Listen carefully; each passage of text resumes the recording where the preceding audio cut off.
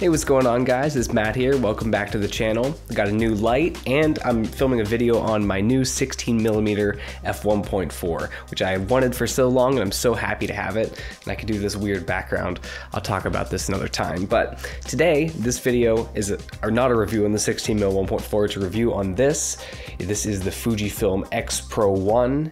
And on it right now I have the 35mm 1.4 because I think that is like the magical combination. So I showed you some image examples at the beginning of this video, and I just want that to sit in the back of your mind as I start off with the things I dislike about this camera. And the list seems kind of long because this is an old camera, it's over 10 years old, but then I'm gonna end off with the things I like. We're gonna end on that high note, but I do think if you are in the market for this camera, first of all, if you're watching this video, you've probably watched a bunch of other videos on this. I usually do that to make a good purchasing decision. Or if this is the first one you watched and you're trying to decide if you want to buy it, definitely watch a couple more, get a couple more opinions. But I think that I should prime you with the things I don't like as much about this camera because it is old and it has some downsides. So first of all, it's slow. If you take like more than 3 pictures, it takes like 10 seconds to write to the card. I could not imagine using this for a burst.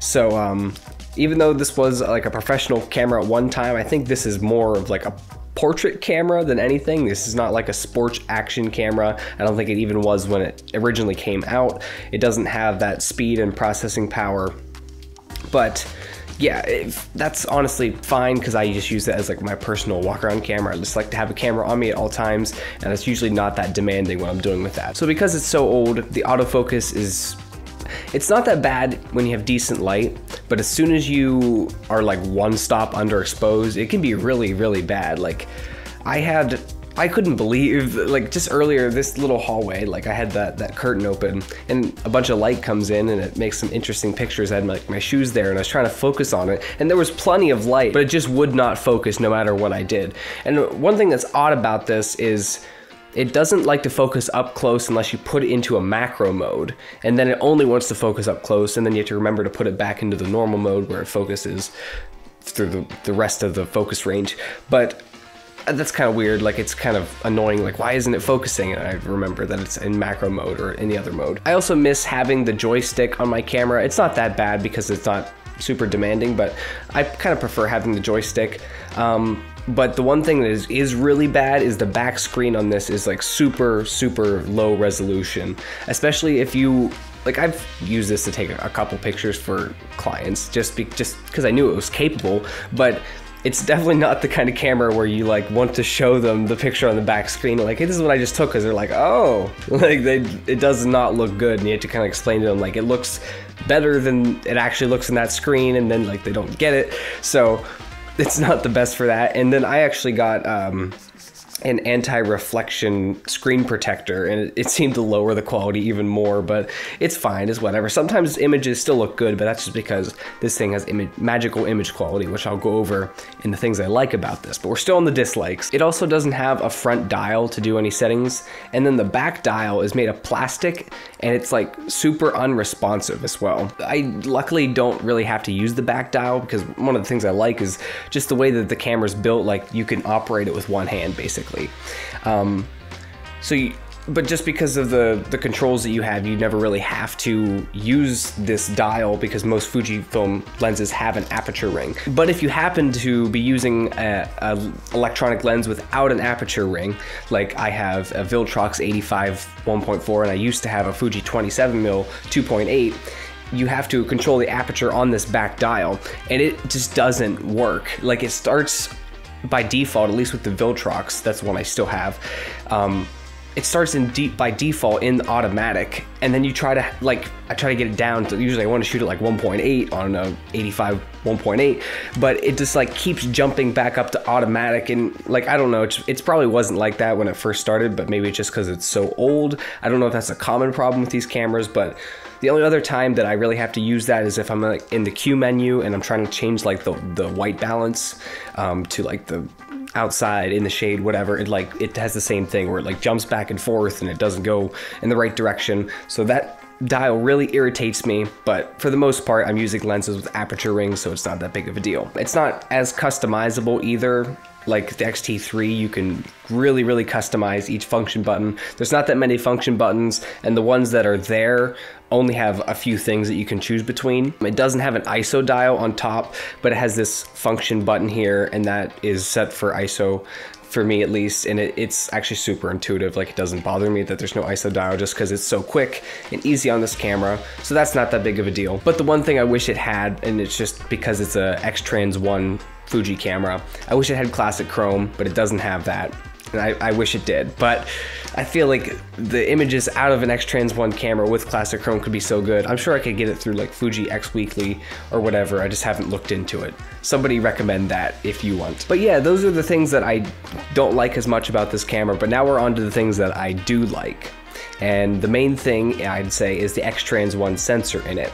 I actually have now at this point owned every an iteration from every X-Trans series. Like, I've had an XM1, which was an X-Trans 1 camera, and I sold that and kind of like got this instead as my X-Trans 1 camera.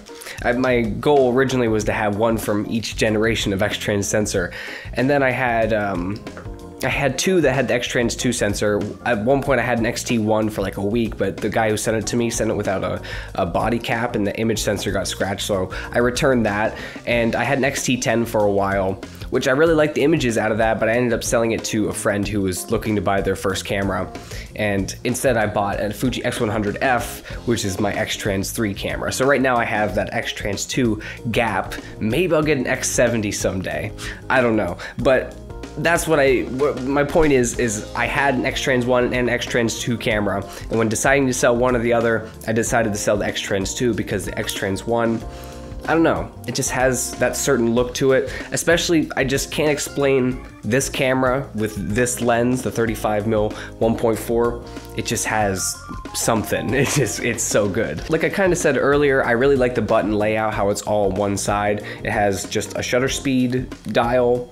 The aperture ring is usually on the lens, and then the ISO is controlled through this function button. You just go up and down. And to fine tune your shutter speed from like the in between the stops, you can go left and right on the D-pad. And that's all I ever really need. It works great. Just because I have such a problem switching between the white balance because of the dial, I leave it in auto white balance. It's usually pretty good most of the time. I notice almost every Fuji camera, whenever it's getting like dark, it'll really shift towards magenta a lot if you're in auto white balance, but you just have to fix that in post. I just deal with that, especially on this camera.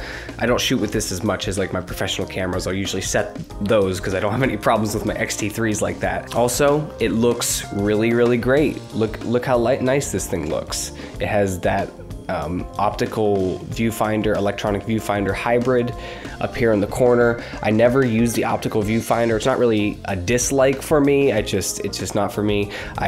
That's why I like using mirrorless cameras, because I can see my exposure. But there's just something about the way this looks. It just has something about it. It calls to me. It makes me want to use it, and I just really like it. There's also something, it's not the camera itself. Well, it actually partially is. I had a bigger lens on, that's why I have this big wooden grip on, but I like the ergonomics of how it feels with probably the 35 1.4 or smaller if I'm using like any f2 primes on here. I like how this camera feels with no grip. There's something, I don't know, just great. I don't know why, if it doesn't look like it would be comfortable, but it just somehow is. Like the claw grip, I'm just used to the Fuji claw grip, the patented Fuji claw grip. Everyone knows what I'm talking about. But whenever I use a bigger lens, or just I want a more substantial grip, I think I probably spent like 40 bucks on this grip, so it better be good, but it's super nice. And just the way your hand falls on it.